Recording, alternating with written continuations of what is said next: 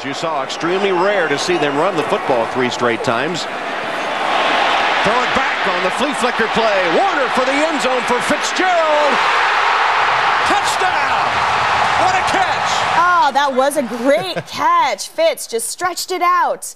And you know what? They came up big. We're back now with Russ Bliss of FantasyFootballStarters.com, NFL analyst, here to break down the Cardinals, what went right and what went wrong. A lot more went right. Yes, definitely a lot more went right for the Cardinals, and it starts off with them running the football. They ran the football effectively. On their first possession, they went 3 and out because they were throwing the ball, but then they went to Edgerrin James, and 3 straight running plays set up that flea flicker that we just saw on the air. Also, Tim Hightower also got involved. The Cardinals had a 28-32 run-pass ratio, which is much more balanced than what we've seen them do recently. You've seen them, you saw them, I should say, spread the love yesterday, meaning it wasn't just one guy, you know, getting it done. They really had all of their players involved in big plays. Yes, offensively and defensively, they really stepped up as a team yesterday. Kurt Warner was on his game. They gave him the protection that he needed. No sacks by defensive end John Abraham. Remember, we talked about that yesterday. It really seemed like as though the Cardinals played very well as a team, and Edgerrin James deserves a whole lot of credit for being such a team player for this team. Let's talk about the defense. They stepped up big time. Yeah, they had one collapse in the second quarter with 4 minutes left to play in the first half.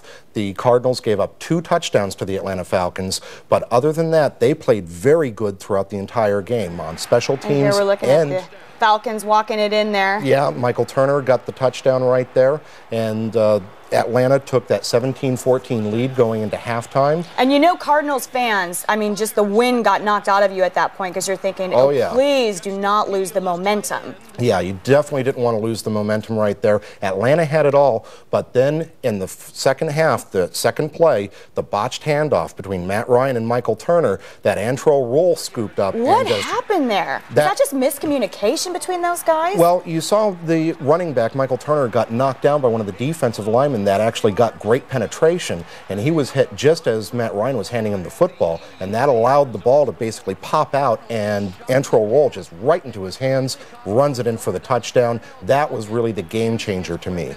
Yeah, and then the Cardinals were on a roll, so to speak, for the rest of the second half. Spock, let's talk about this. Steven Spock, very little known, but wow, did he come up big. That 3rd and 16 with about 2.5 minutes left to play. He catches a 23-yard pass that allows the Cardinals to ice the game, run out the clock. He's been in the league for 3 years. He played for the New England Patriots earlier this season and last season, and he was with the Philadelphia Eagles before that, but he's never really had an opportunity to come in and be a starter anywhere.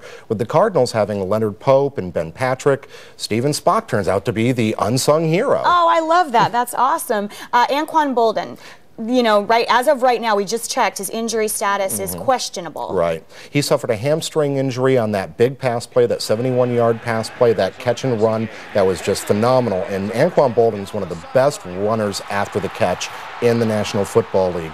But you'll see that he comes back starting to limp a little bit along the sideline.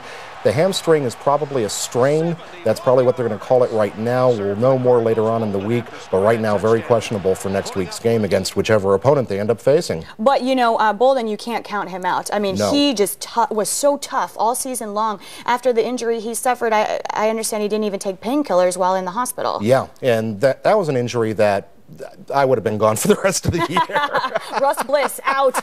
Hey, so we're looking at possibility of the Panthers or the Giants. Right. Which matchup do you see being more beneficial for us? More beneficial for the Cardinals is definitely the matchup against the Carolina Panthers. They don't want to travel to New York and take on this Giants team that's very well rested and totally healthy. Earlier this year against Carolina, in Carolina, the Arizona Cardinals let that game slip away from them. So they know that they can play with the Carolina Panthers.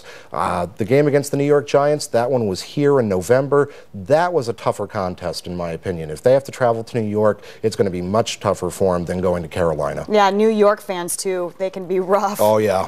Speaking of fans, though, our fans were on top of it last night. It was a beautiful thing to see. So I just want you, Russ Bliss, to give us a little towel wave real quick as we end this segment. He's kind of a conservative guy, so I know he's embarrassed doing this. But whoop it up. Javier did it earlier. There you go. Go Cards. Thank you, Russ. Always great to see you.